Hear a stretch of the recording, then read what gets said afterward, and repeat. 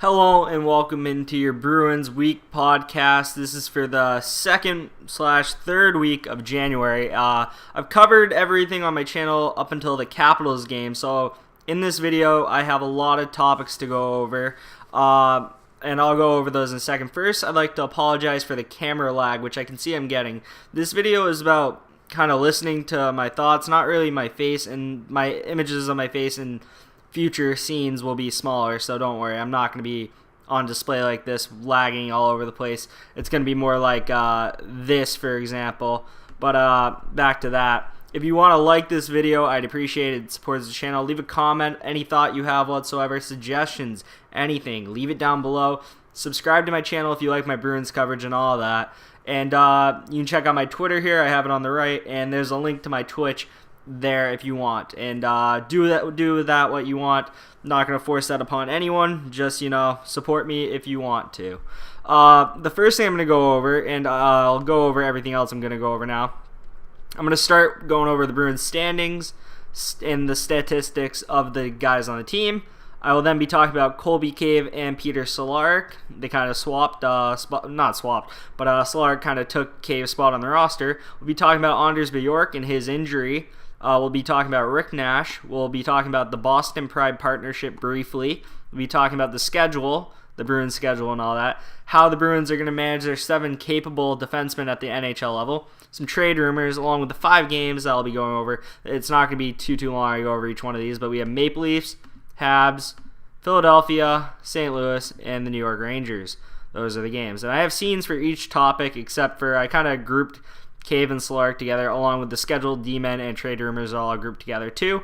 But I put a lot of effort into this, so I hope you enjoy it. And I hope you stick around and listen to the parts you at least want to listen to. Now, first thing I'll go over is some statistics, what sticks out to me. You have David Pastrnak leading the team with 56 points right now, 27 goals, 29 assists.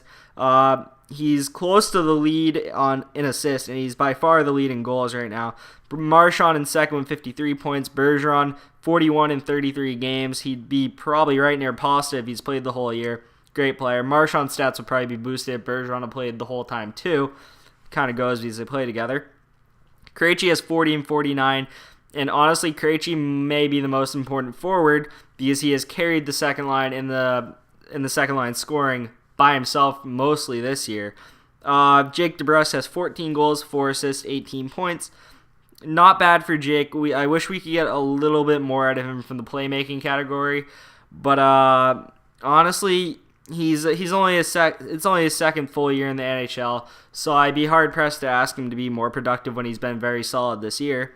Torrey Krug, 32 points in 38 games. He is a very good quarterback on the power play, and his passing is vital to the team's offensive success and the secondary scoring that he brings. Kuraly is the 6th leading scorer at forward with 14 points in 48 games. You gotta love what Sean Kuraly's done on the 4th line / 3rd line. They're getting kind of 3rd line minutes now. You gotta really love what you're seeing out of him. Backus with 13 and 40. Grzelcyk 13 and 46. McAvoy 12 and 22. You gotta remember McAvoy was injured for a while. And I kind of agree with my friend Steven. I think McAvoy should get more time on the power play over Grzelcyk. I think Grzelcyk is good, but I think McAvoy is more of the future, and I think it would be more beneficial to give him more time on the power play now than he is getting. Wagner with 11 and 46, and then all the other forwards and defensemen are under 10 points. One thing that's noticeable is Ryan Donato's plus-minus is the worst on the team at -11. I personally think he should be in the AHL. He's too inconsistent at this point. I think he can be a 30-goal scorer in this league, just not yet. Then we go to the goalies, as you can see here. I have the top 10 scorers on the team, and now I have both goalies. As you can see, they both have started basically the same amount of games. Tuukka, 25, Halak, 24. Tuukka's 14 and 8, 14 wins, 8 losses. 2.43 goals against average and a .919 save percentage. Yaroslav Halak, 13 and 9 with 2.47 goals against average, a little more than Tuukka, and the same save percentage, .919. Tuukka's trending up and Halak's kind of trending down at the moment, but we'll talk about Tuukka Rask in a little. He is some sad news there, And if you know what I'm talking about the injury he received in the game this past weekend against the Rangers, which my friend Steven was also at. Steven gets 2 shoutouts early. That's all I really have to talk about the stats. There's some guys, like, I would hope there's some secondary scoring goes up a little, as I always do. But you see guys like Corrali and Wagner are carrying their loads in the back end. Really, it's the second liners and third liners who need to get it going. Second liners outside of Krejci. DeBrusk has done decent, but I'd like to see more out of DeBrusk even with the minutes he's getting and all that. Now I'm going to hop over to the standings, which I think is a little more interesting. Didn't want to bore you with all those numbers for too long, so I went over the stats real quick. You can read them and see them yourself. But right now, in the Atlantic Division at least, there is no hope of catching the first place team. Tampa Bay right now has a 16-point lead over Toronto in second, and then they have 17 points above us, as you can see. It is not even close. Really, us and Toronto are playing for second and third right now. And then you got Montreal, who's tied with us at the moment, and I should not count them out at all. But it's hard to see Toronto and Boston not facing each other. If the Rask injury is more serious than I think it is, which it could be serious, he took a bad shot to the head, but yeah, it could end up being Toronto-Montreal maybe. The Bruins should stick in a wild card because even when Rask hasn't been playing well, or even when Rask hasn't been playing, Halak's been decent, so I'd hope. But I'll talk more about that later. On the wild card, you got Montreal and Pittsburgh, followed by Buffalo. Takes a little bit of a drop to the next team, which is Carolina, which is why I didn't include them in the image. Really, the Bruins could fall into that wild card. To be honest, the Habs have played one more game than us, and I think the Bruins should stake above them, and maybe even the Bruins can pass Toronto. It really is wide open for the second seed in the Atlantic because Toronto's been underwhelming compared to what people thought they would do this year. And I think even Montreal could technically get that second spot if things go their way. They got Carey Price is in form. I'll get to that later. And with him, sky's the limit, man. Pittsburgh's in the second wildcard spot because the Islanders have decided to go off, and they have claimed the first spot in the Metro, which kind of took me by surprise at least. Wasn't expecting to see them there. Followed by Columbus, the second seed, and then Washington, who you figure Washington would be in the top 3 no matter what. You probably think they'd be higher in the top 3, but right now they're in third. I'd put money on Washington finishing first in that division. I really would, and I think you should too if you can bet that. But that's about where we are in the standings right now. Wide open for that second spot in the Atlantic. We could be anywhere from a wild card spot to second in the Atlantic to third in the Atlantic. I don't really think we're going to fall out of the playoffs, but in this league you never know, and you never say we have no chance of not making of missing the playoffs because at the end of the day, your best goaltender gets injured and you're using an AHL goaltender, you very well could miss the playoffs. Again, I'd like to apologize for the lag. It's because I have crap equipment for this.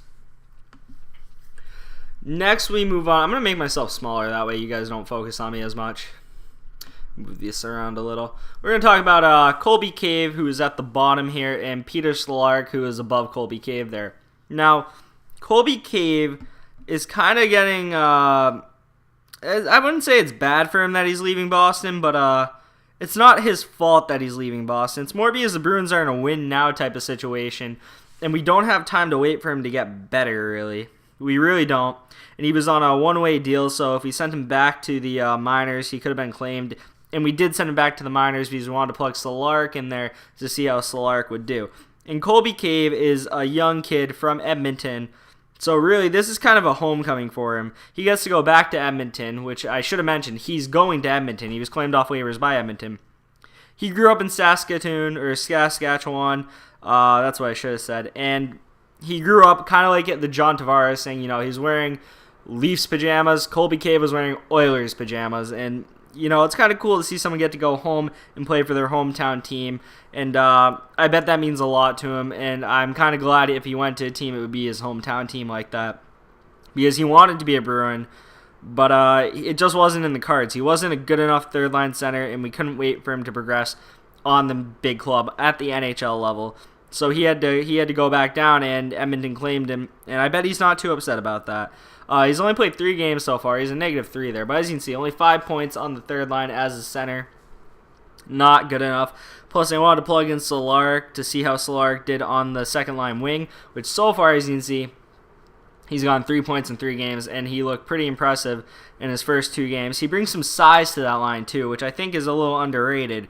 He's a 6'2 forward, and he's a smart player, it looks like, from what I've seen. And the preseason people were right. A lot of people watched preseason this year, and were saying Peter Cehlarik should be on the Bruins. And when he didn't get there, a lot of them were kind of complaining about it and saying Peter Cehlarik should get called up, Peter Cehlarik should get called up, Peter Cehlarik should get called up. And I saw that millions of times on my Twitter timeline, just fans wanting Peter Cehlarik to get his chance. And now he has, and he's looked real good in the short sample we've seen him.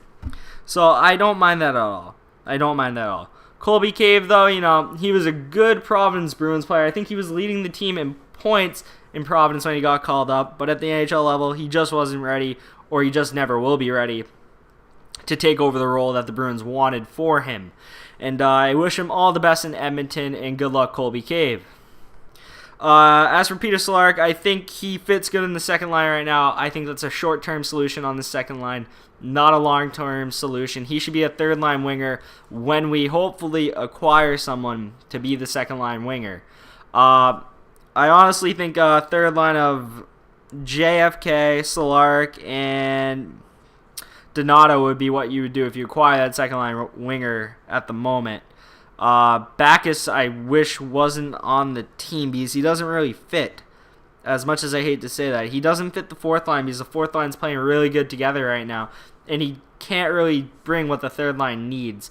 If the Bruins really need something, it's a third line center via trade and a second line wing via trade, and then Cehlarik would move to the third line. But that's going a little far ahead of myself, and that's a topic for another day that I'd like to touch on. The next thing I'd like to talk about is Anders Bjork. Anders Bjork suffered basically the same injury he suffered last year that ended his season last year, and it's ending his season this year, and that's kind of sad because this kid very much had potential to be a top 6 player this year. He didn't live up to it, and he got sent back down to Providence, where he probably belonged, to get a full season learning, and he's losing that by getting injured again, which really sucks to see, but it's how it goes sometimes. And I hope for him, for the sake of his health, well-being, and career, that this is not a common thing that he's going to deal with often, because to get your same shoulder that you had surgery on last year injured again really sucks, to be honest, and I feel bad for him. And he loses a year of getting better, and he loses a year of hockey, which always sucks. So I hope the best for Anders Bjork, and I hope to see you on the ice for the black and gold in Providence next year, where you can get a little bit better before you make that jump to the NHL level. Or maybe you can just be ready and fill in that third line scoring gap we could really use right now when you get healthy. But he's done for the year, and really sucks to talk about that. Another thing that doesn't really suck but is more sad to see is Rick Nash retired. Now, I'm going to go over the Rick Nash trade that happened, and as you can see up here, Bolesky, Spooner, Ryan Lindgren, and a first for Rick Nash. Now, this trade overall sucked when you look back on it. But I'm basically going to say this much. Bolesky, getting him off the books, solid. Spooner, very much a whatever player. Lindgren, a good defensive prospect, and a first. I'm not sure who the first turned out to be, but a good defensive prospect and a first for Nash isn't terrible when you think about it, but it's pretty bad considering how many games Rick Nash played for you. He played 23 games, and you give him a first and a defensive prospect who I believe was taken in the top 3 rounds. I don't know which round. I don't know which round Ryan Lindgren was picked in, but I'm going to look that up right now, actually. But for 23 games of Rick Nash, who just dealt with injuries from the second he got to Boston, it felt like head injuries and all that. He did come back in the playoffs, and he was pretty solid in the playoffs. He's a pretty good two-way player, Rick Nash was. But to lose a 20-year-old defenseman, Ryan Lindgren, picked in the second round, 49th overall in the 2016 draft, and a first in this last draft, which let me see who the Rangers picked. Can I look at their in-system thing? Does that tell me the year people are picked or whatever? I don't think it does. I'm going to look that up, but as you can see, Rick Nash, to summarize his career real quick, I'm not the person to talk about Rick Nash's career. I'm far too young to appreciate it in its full entirety because I was very young when he played for Columbus and all that. But 1,060 games, 437 goals, which is a lot. That's almost a goal every other game. 368 assists, 805 points, a -11 on his career, but he played in Columbus, so that's pretty impressive he even had that. And fun fact, he played 3 times the amount of playoff games he did in Columbus when he was in Boston. He played 4 in Columbus. As you can see at the bottom, I have his playoff stats, 12 games, 3 goals, 2 assists, 5 points, -7, which is almost better than his stats in the regular season, or it's a little bit lower than his stats in the regular season. 3 goals, 3 assists, 6 points in the regular season. He wasn't bad when he was healthy and with us, but the problem was he wasn't healthy and with us enough. But at the end of the day, it is what it is, Rick. I hold nothing against you. It's not your fault. We overpaid for you, and you had a great career. Former first overall pick in 2002. I was 4 then. That's what I'm trying to say. I do not have the wisdom and knowledge of watching Rick Nash's whole career. I just know he was a very good Ranger, and he helped them get to a cup final, but they did not win. And Rick Nash, very good player, never won the cup. Questionable to go into the Hall of Fame from what I've heard. Unlikely he'll go into the Hall of Fame is what I've heard. Yeah, Rick Nash. Great career. And I wish him the best in retirement. I wish him full health because at the end of the day, he retired because of health issues. Because he's not old, but he's not young. But how old is Rick Nash actually? Let me look. I got my tablet right here. Sorry about the dead air.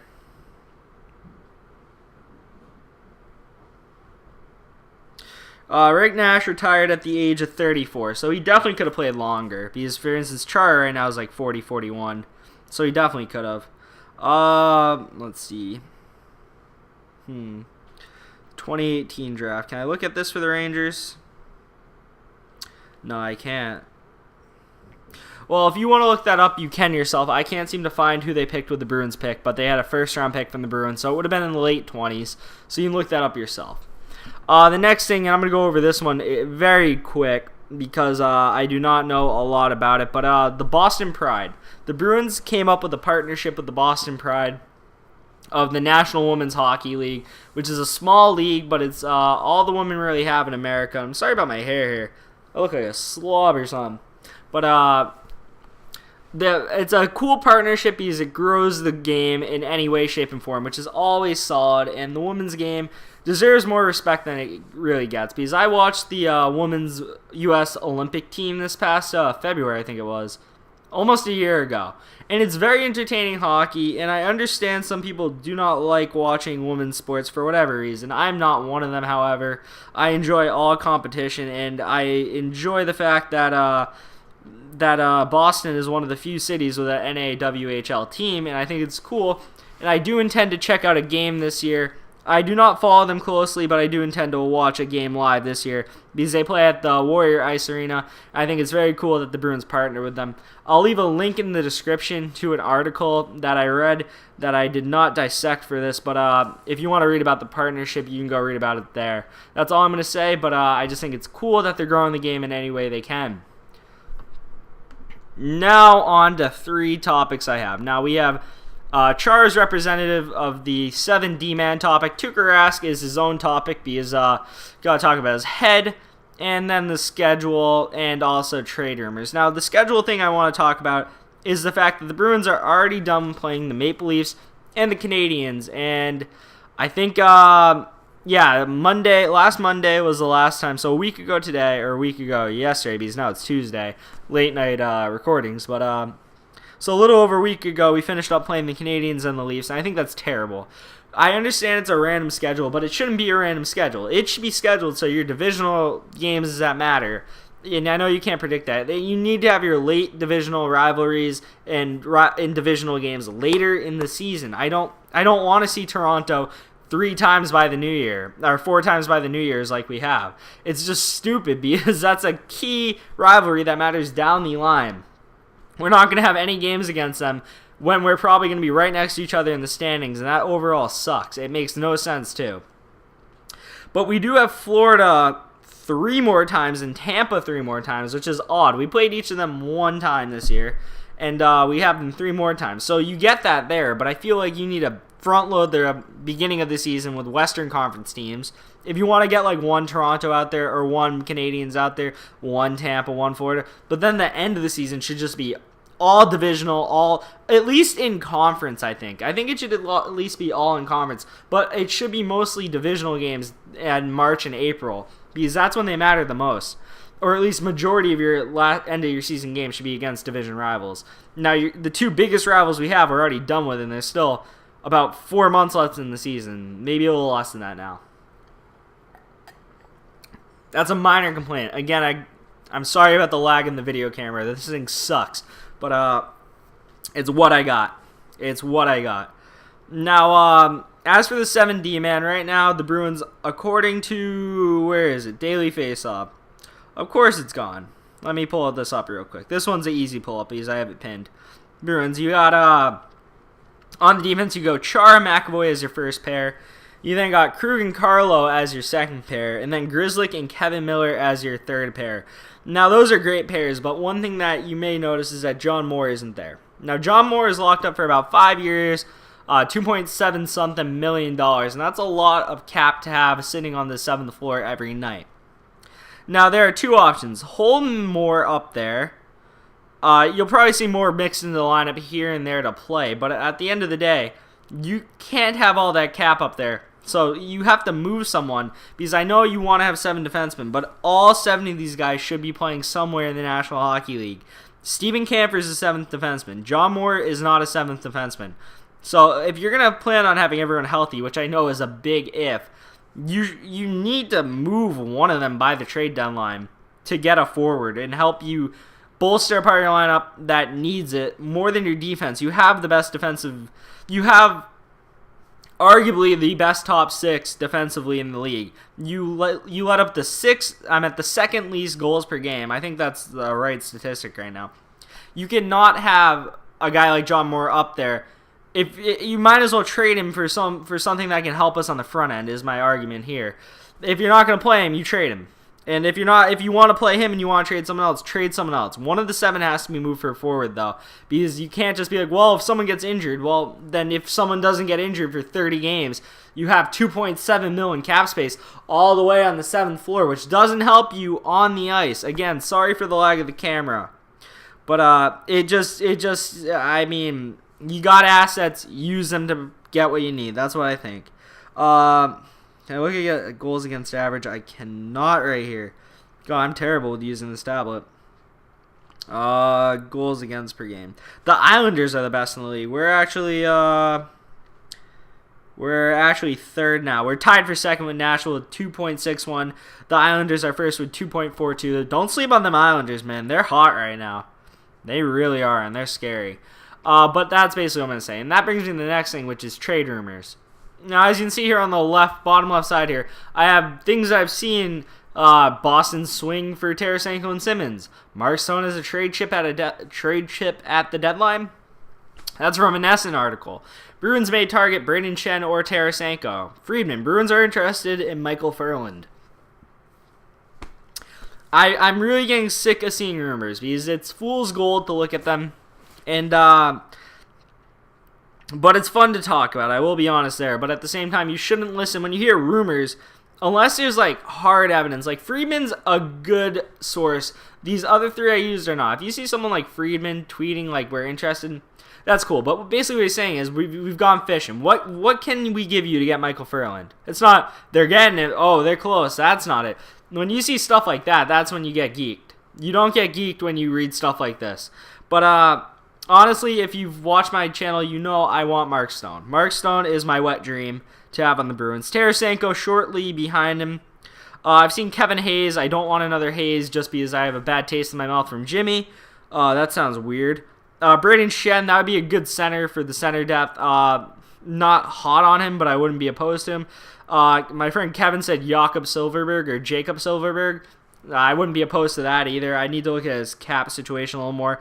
But this is kind of where I want to ask you, the viewer, if you're watching at this point. Who do you think the Bruins should go for? What do you think they should trade for? Who specifically do you think should be on the Bruins by the trade deadline? Why? Who would you give up? All that fun stuff. I'd like hypotheticals to go over and talk about in the comments with you. And lastly, the Tuukka Rask injury, which, as you can see, I got Tuukka here on the bottom right. I'm actually going to go to the New York Rangers tab I have right now from that game, as you can see. As you can see in the top right here, Tuukka Rask took that butt of, I think it's Philip Scheitel or Seitel, I don't even know. It's foreign, it's spelled Chytil or Cytil, I don't even know. He's a former first or second round pick, but anyway, he went in on Rask, he scored that goal, and McAvoy checked him straight into Rask's head, and Rask left the game, and he has a concussion issue. Now I'm going to leave this because my head being so big bothers me because of this lag. But basically, they have no idea how bad this injury is for Tuukka Rask right now, which is never a good thing to hear because that means it's not just a simple he'll be back. It's we do not know when he'll be back yet.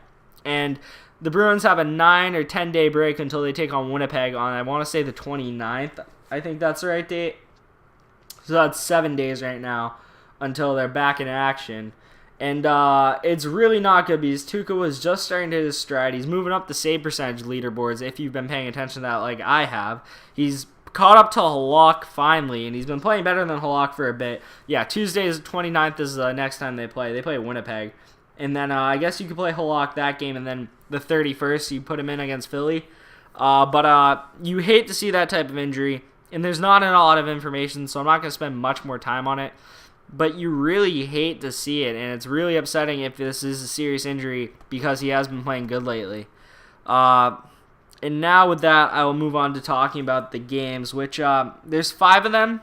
So I'm not going to spend a whole ton of time on each one. I'm going to spend probably like no more than 8 minutes on each one, maybe 5 minutes. You'll see the timestamps if you're interested, so you can see how long my slow ass takes to get through all of these. Sorry for swearing there.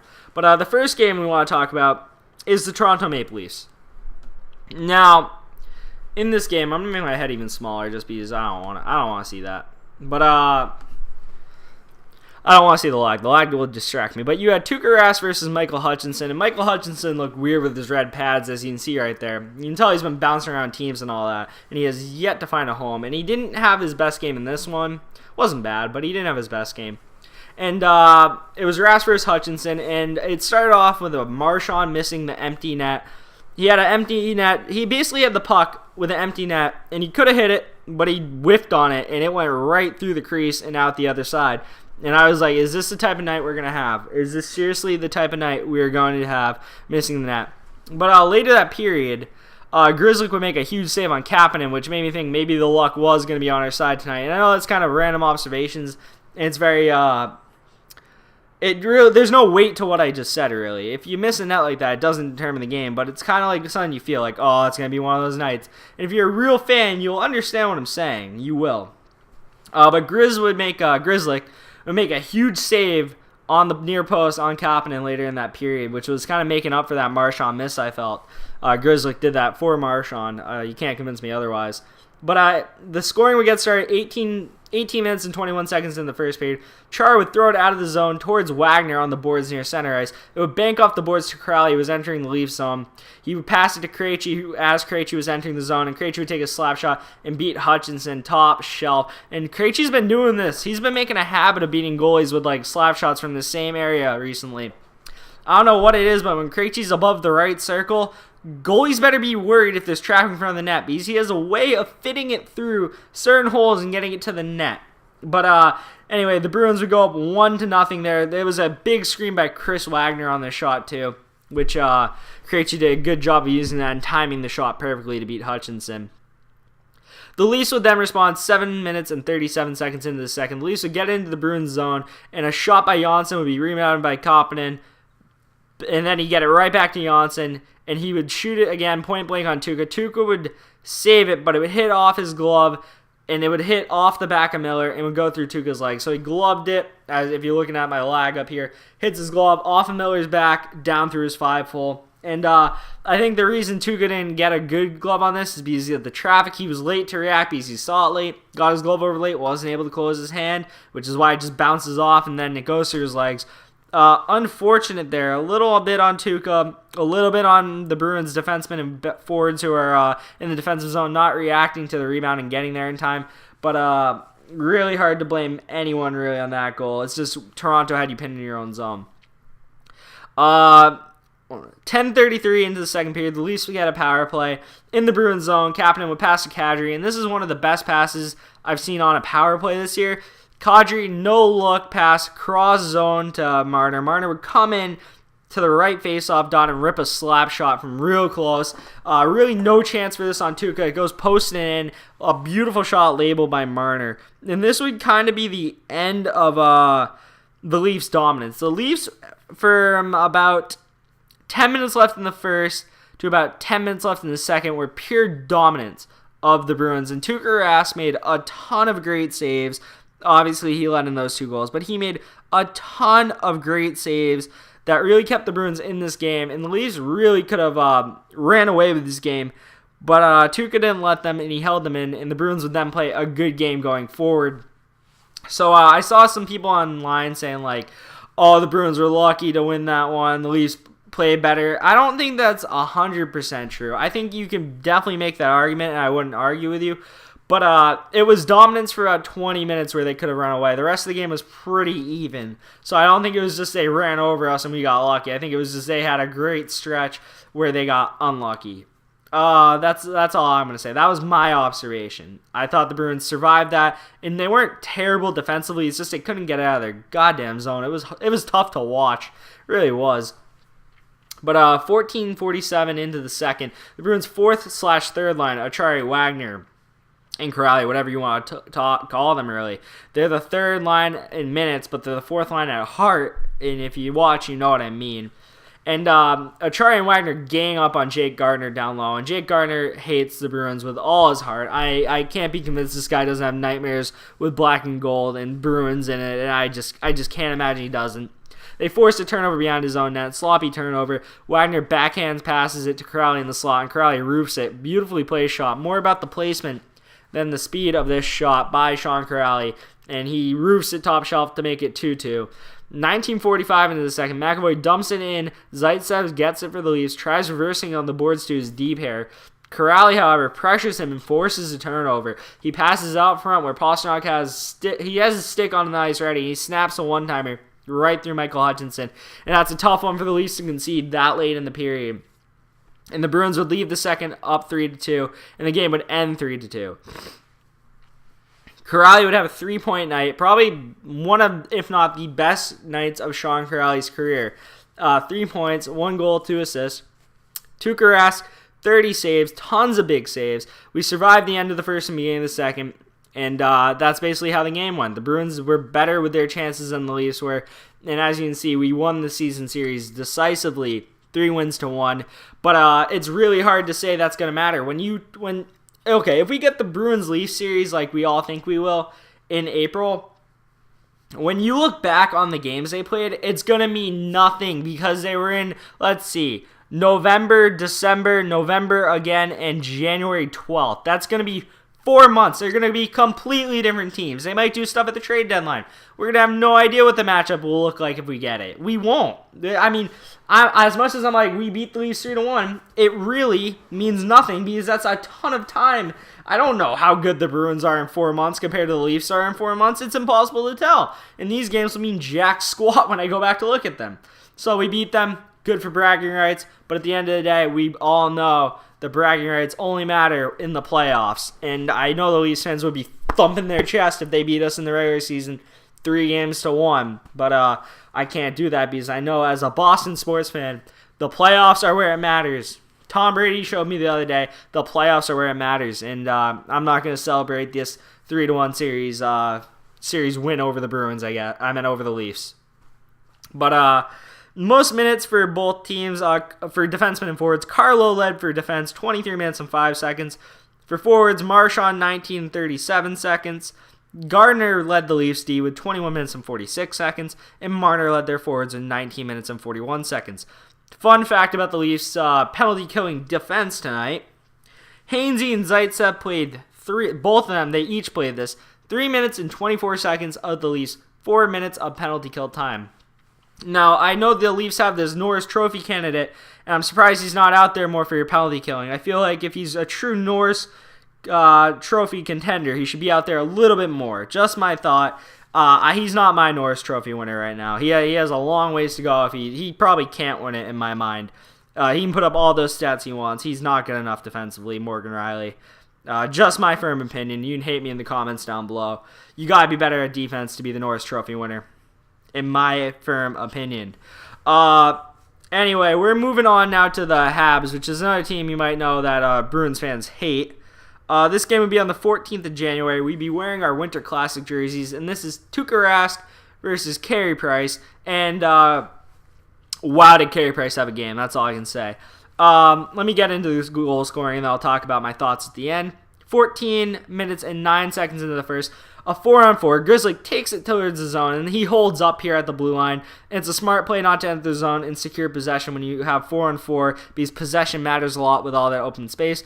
Passes to Bergeron at the top of the spoke B. He makes a slick pass to Marchand to lead him into the zone, and Marchand snipes top corner glove side on Price. And I was surprised a shot like this beat Carey Price's early with how he had looked. Marchand absolutely sniped and put the Bees up 1-0. 18 minutes and 27 seconds in the first. Philip Deneau win the face-off to Jeff Petrie at the point. He would rip a shot on the net. Gallagher would tip it straight down towards the ice. It was at chest height, then goes to, probably waist height, I should say. It goes straight down to the ice level, goes through Char's legs and through Rask's legs. So Rask was screened, and the shot changed directions right in front of him. No chance. 1-1 tie going into the second period. 17 minutes and 9 seconds into the second. Bruins on a power play. Canadiens try to clear, but it goes right to Pasta. To Bergeron. It goes right. Sorry, let me start that over. The Canadiens go to clear it out of their own zone on the penalty kill. It goes by Pasta to Bergeron with Byron, Paul Byron that is, right in his face. And Byron takes the puck right off of Bergeron, turns on the Jets, and blows by Bergeron. You would have thought it was Chara there with how slow Bergeron looked compared to Byron. Blows by him, gets a breakaway chance, forehand, backhand, and beats Rask. It was basically a breakaway. Bergeron tried to pressure him from behind, but he absolutely did nothing. And I was kind of shocked with how bad Bergeron looked on this play. And that's another shorthanded goal. I'm almost positive, I'm not even looking up, that the Bruins are leading the league in shorthanded goals against, which is unacceptable for how good of a team this should be. And they risk too much on the power play, and they're too what's the word? Lazy with the puck? Nah, that's not the right word. They're too, I think it's just a mentality of, we're on the power play, nothing bad can happen to us type of thing. I don't know how to describe that with words, but it just seems like they're not taking the other team serious when they, at the point at least. I don't even know. It's very befuddling to me to watch them and do that all the time. And that would put the Habs up 2-1 with barely any time left in the second. The Canadiens would defend well, but the Bruins would be peppering them in the third period, which I know sounds weird, but we were working hard for our chances. And we wouldn't get a goal until 37.6 seconds left in the third period. The Bruins would have their goalie pulled, possession in the Canadian zone. Krejci would get the puck at the point, takes it in a little, this top of the right circle area. He shoots it, and it goes through traffic and finds the corner. Again, Krejci finds that corner from that area, and goalies better beware. They might as well just put their glove in that corner when they see Krejci coming down from the point like that, because, man, is he picking corners. He ties up 2-2 to send us to overtime, so we at least get a point out of this game versus the Canadiens.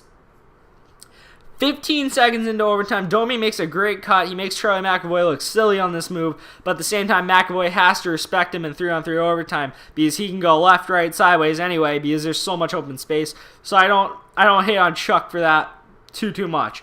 So he makes a great cut, makes a good shot, good hard high shot on Rask. Not sure if Rask was screened, but this is another time where it hits off his glove, pops up, and this time instead of going off Miller's back and down and in, it is just whacked out of the air backhand by Jeff Petrie. You might have thought he was J.D. Martinez for a second with how good of a contact that was on the puck. But Jeff Petrie bats it in 15 seconds into overtime for the Canadiens to win 3-2 in overtime over the Boston Bruins. The Bruins, they dominated this game. 43 shots to 22. If you watched the game, you would have felt it. The next game, not as much, but this game, it felt like they dominated. 43 to 22. Price, 41 saves. He was fantastic. Watch the highlights, and you'll know what I mean. Krejci led with Bruins forwards with ice time of 21 minutes and 32 seconds. McAvoy led the defense with 24 minutes and 55 seconds of time on ice. Philip Deneau led the Canadiens forwards with 20 minutes and 24 seconds of ice time. And Jeff Petrie, who was probably the player of the game outside of Price, got 25 minutes of ice time on the dot. And the Bruins should have won this game. At least they got a point. And damn, are those Winter Classic jerseys sexy. As you can see right there, I didn't mention the fight between Miller and Deloriers. I don't really think it's necessary to mention it. But you love to see two big boys like that go at it. That's all I can say there. Moving on to the Philadelphia Flyers game, which we're really just going through the ringer of teams I hate. These first 3 games at least. The last 2 not as much. I do not hate the Blues or Rangers too much. Which is kind of surprising. I usually hate New York teams. For some reason, the Rangers elude that in my judgment. And this would be Peter Cehlarek's first NHL game, and it would be the first time the Bruins will take on Carter Hart. Which, if this kid's as good as they say he is, and as good as he looked in this game, we'll be seeing Carter Hart for a while. One thing I want to talk about is what the hell is Brandon Carlo doing on a breakaway going for a wraparound? This is early first or mid first, something like that. And Brandon Carlo splits the D. They don't expect him to split the D. They expect him to pass. And he just goes right through them, and he gets a one-on-one with Carter Hart. If he goes to the backhand, he has an empty net. I'm almost positive that's exactly what one of the commentators said. But instead of trying to make a move on the goalie, he takes it out wide and looks like he's trying to wrap it around the net. Carlo, I know you're a defensive defenseman. What is in your brain that says, I'm not going to shoot it here. I'm not going to make a move. I'm going to go around the back of the net. Like, what are you doing? You shoot that or you do something. You don't wrap it around. Anyway, any offense that Brandon Carlo provides is a miracle in any game. So, I wasn't complaining too much. But I was kind of like dumbfounded, because I would have shot that puck. And I don't get those opportunities. But if I was put in that opportunity, in that opportunistic spot that Carlo was, I would have at least tried something. I would have wrapped it. But Bruins would open the scoring 4 minutes and 39 seconds in the first. Carlo would get tripped. The Bruins would go to the power play. Krug taking it down from the right side. Finds Pasta for a beautiful feed for a one-timer backdoor. And you've seen this all year, man. Pasta on the power play. He's looking for that 1T. And Krug has a beautiful passing skill set. And he hits him up right through the crease. Right through the slot area. And Carter Hart gets a piece. But wasn't stopping it with that much force with that weak of a save attempt. 9-12, 9 minutes and 12 seconds into the first. Bruins get a zone entry. DeBrus taking it down the left wing with another beautiful cross zone pass to Cehlarik, who one-time it in past Hart. So the Bruins are benefiting here from 2 one-timers 10 minutes into the game, and I really thought Boston was going to run away with this. Oh, was I wrong? 12 minutes and 44 seconds into the first period, so a few minutes later after that goal, the Flyers broken up by McAvoy as they get into the zone. Lindholm will get it off of the poke check by McAvoy. He puts a low shot on Halak with, I think it was Char right near him. Char was basically saying, you're shooting this puck, you're getting rid of this puck, you are not going to score, you're not going to get a good opportunity. He just throws it and says, F it, basically, and throws it on net, and somehow it beats Halak. And man, was that bad. That was just a bad look by Halak. I'm not going to say more and harp on him, but you got to make that save. That's all I'm going to say. And it would cut the Bruins lead to 1. The Bruins would lead 2-1 at this point. 5 minutes and 32 seconds into the second period, the Flyers would get a breakout 3-on-2. Couturier does a give and go of Voracek once they enter the zone, and Voracek shoots and Couturier goes by Grizzlick. Grizzlick goes to play the shot. He basically shoots it past Grizzlick's back, and Couturier tips it low and in. It's a typical tip where it changes levels on a goalie so fast they can't get to the ice fast enough, and it beats them. Beautiful tipping by Couturier, and you're going to be hearing his name a little bit more throughout this recap of this game. 6 minutes and 47 seconds into the second. So basically, it looks like a little bit more than a minute later. Yeah, it was a little bit more than a minute later. And I remember it was just like back to back. And I was sitting on my bed like, what the hell is going on? Bergeron trips Couturier and goes to the box. Flyers get a power play. The Flyers start a quick breakout. And this is a beautiful passing play. They get a 3-on-2. Wayne Simmons up there. Throws up the boards to Couturier. Couturier enters the zone and does a drop pass to Voracek. Couturier would then go for the back post. And then Simmons would pass it down the right side to, Voracek would pass it down the right side to Simmons. Simmons would go down the right side, and he would cross crease it to Couturier, who would finish it. What a play. I did not do a good job of describing that. Go check out the highlights if you've not seen that. Beautiful passing play. It's a very solid play, as they would say. It's basically they just passed the puck around and took advantage of the numbers they had. Really not much the Bruins defense could do there because of how much the puck was moving around. Good play by the Flyers. Flyers are having a bad year, but you got to respect their offensive talent that you know they have, and the Bruins didn't do a good job of that in this game. a little after this, Carter Hart would rob Ryan Donato. Ryan Donato would go backhand, forehand, I think backhand again. And as he's trying to lift it, Carter Hart's glove is basically on the end of his stick like, no, you are not scoring this goal. It's literally like denying him of even getting a shot off because Donato tries to lift it, and his glove is basically on his stick like, no, I tracked you the whole way. Puck's mine, bitch. And that's basically how it went. And that was just an amazing save, an amazing tracking. And it looked less impressive because of how well he tracked it. Like, didn't look impressive because it's like, oh, he followed the whole way. It was easy to read. And nah, he just did a great job of tracking it. 15:53 into the third period. Couturier and Voracek get another 2-on-1. And I think I've said these guys' names. Yeah, they basically were just a dynamic duo tonight.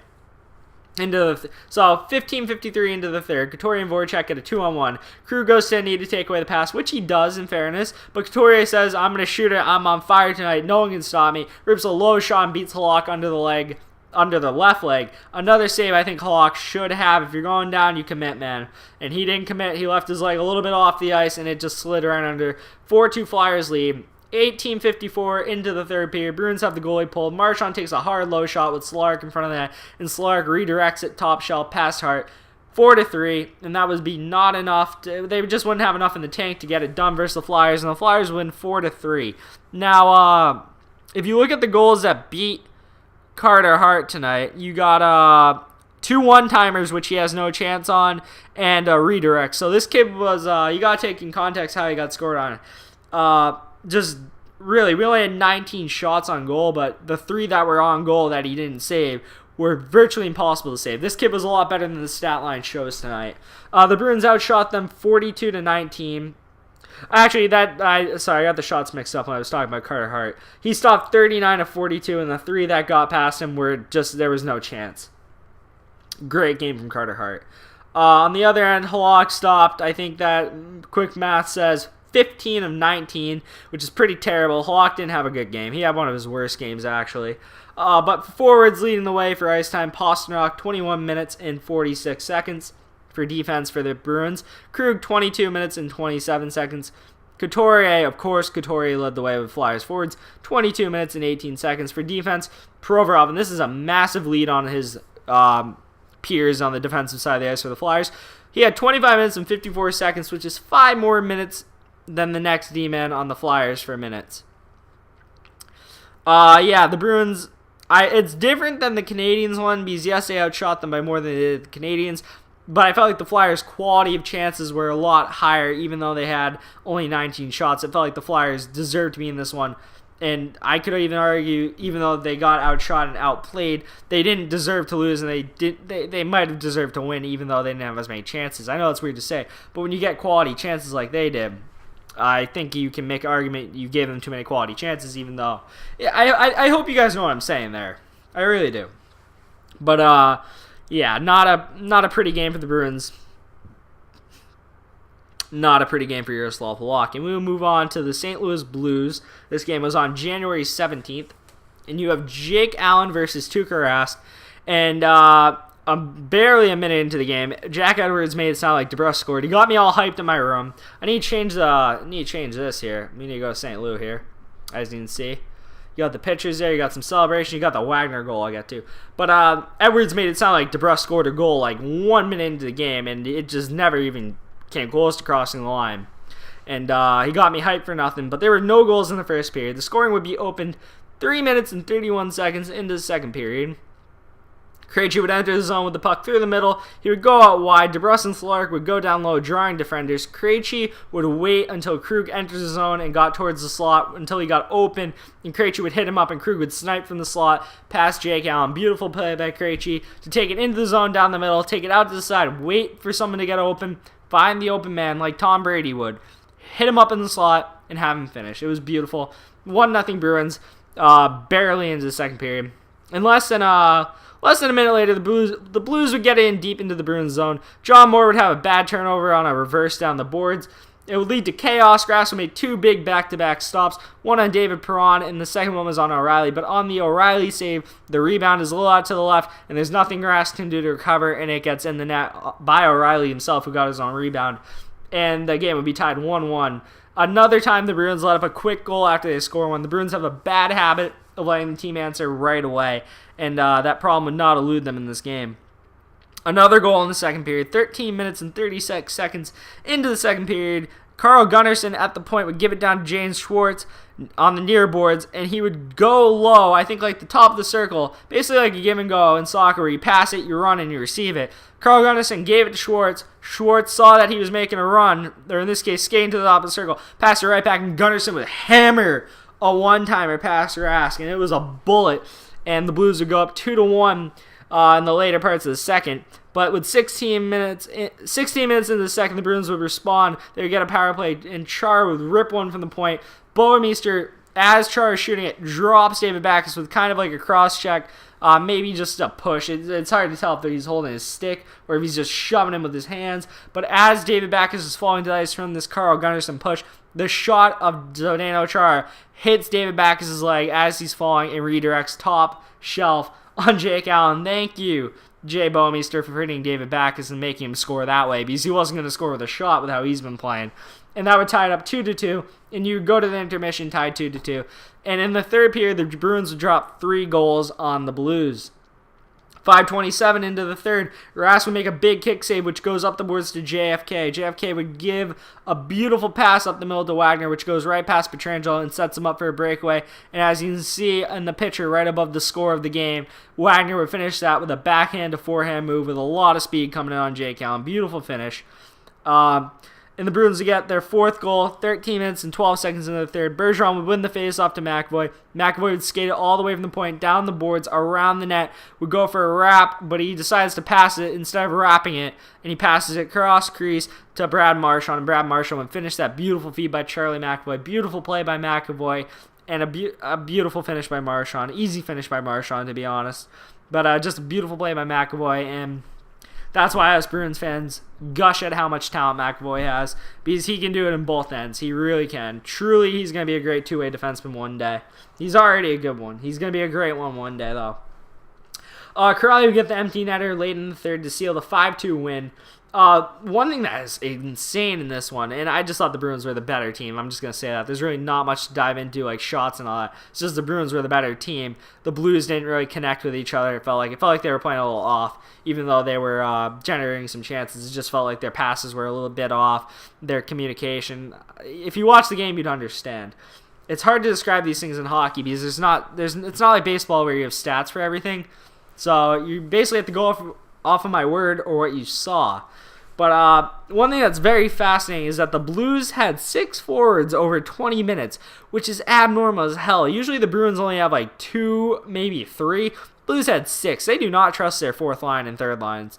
But O'Reilly had 24 minutes as a center, and O'Reilly is the Blues' best player on their team, in my opinion.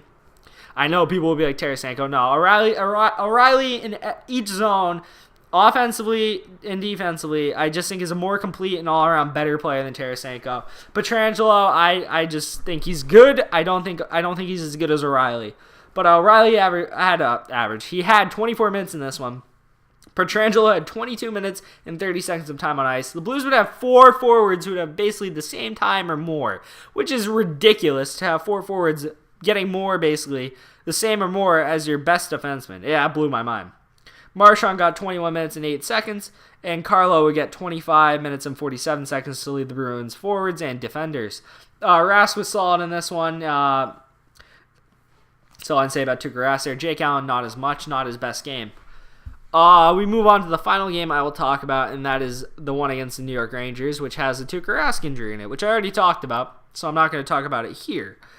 By the way, in that last game, St. Louis, Rask would tie the record for most franchise wins by a Bruins goalie ever. I believe the leader in that is, I want to say it was Tiny Thompson who had it at 300-something. Not positive on the number, and I feel bad not knowing that. I should know that. But, yeah, I do not know that off the top of my head. Let me type that in. I need to type that in before I go on to this one. Tuukka ties record. I don't think there's many other people named Tuukka, It was Cecil Tiny Thompson who had it.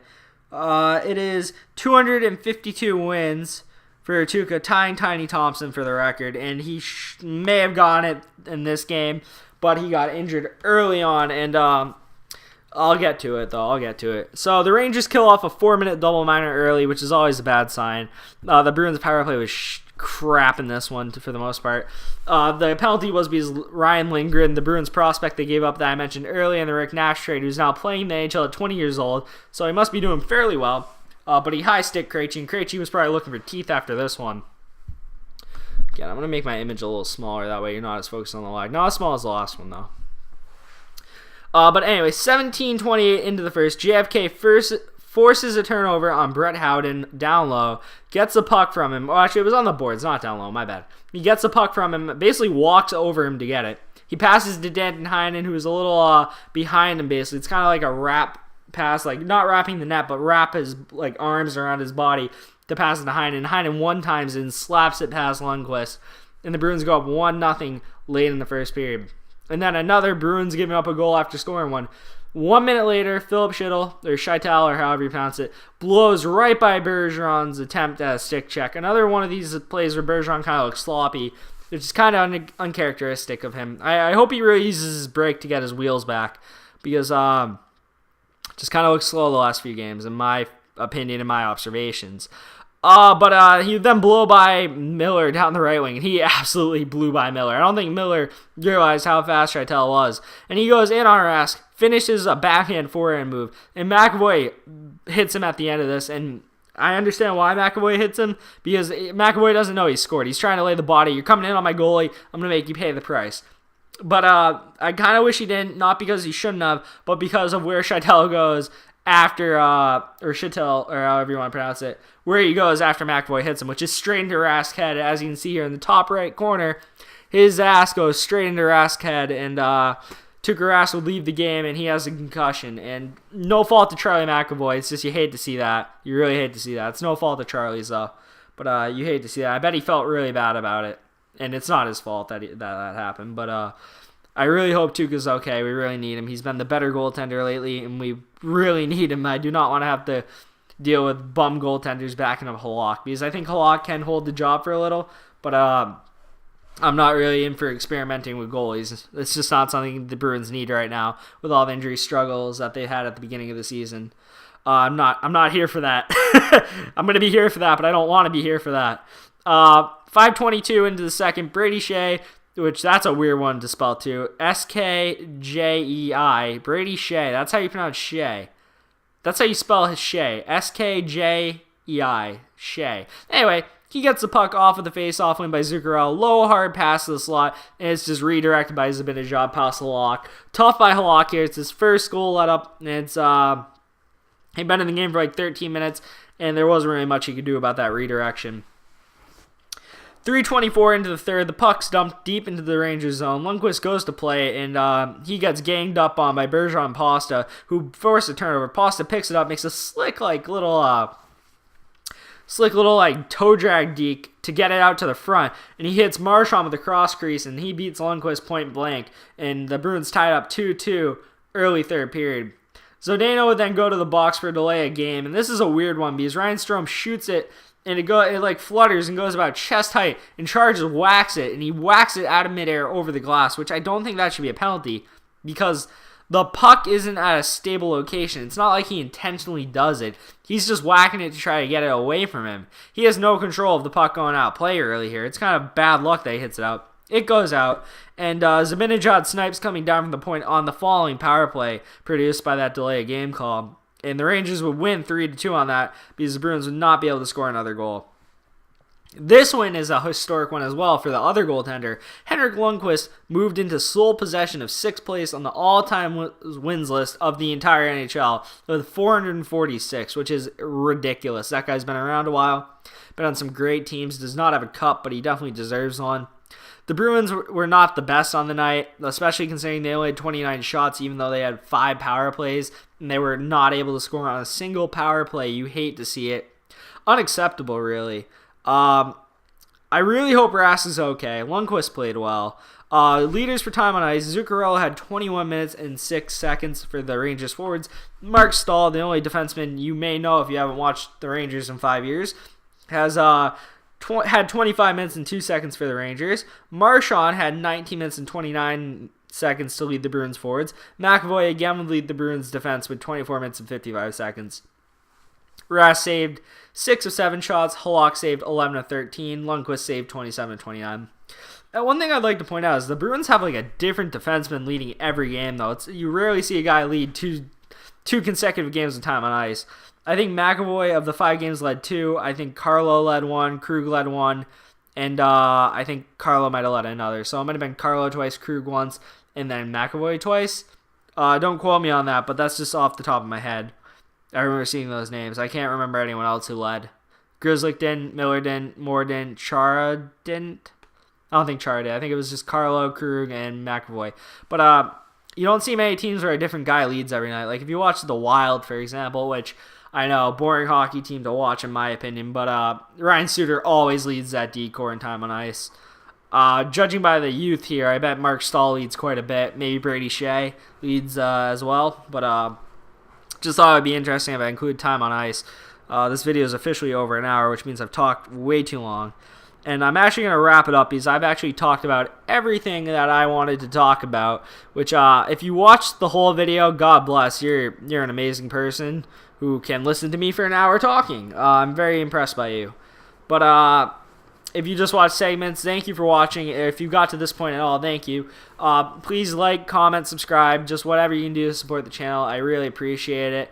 And that's really all I have for you. If I don't include a link in the description that you were interested, leave a comment and I will respond with the link because I'm really bad with that. I honestly am. I'm going to leave links to some articles I used to make this video and all that, but if I forgot something at all, or if you want to like my Twitter direct link, just hit me up with a comment and I'll respond. Thank you for watching, and I will see you next time. Peace.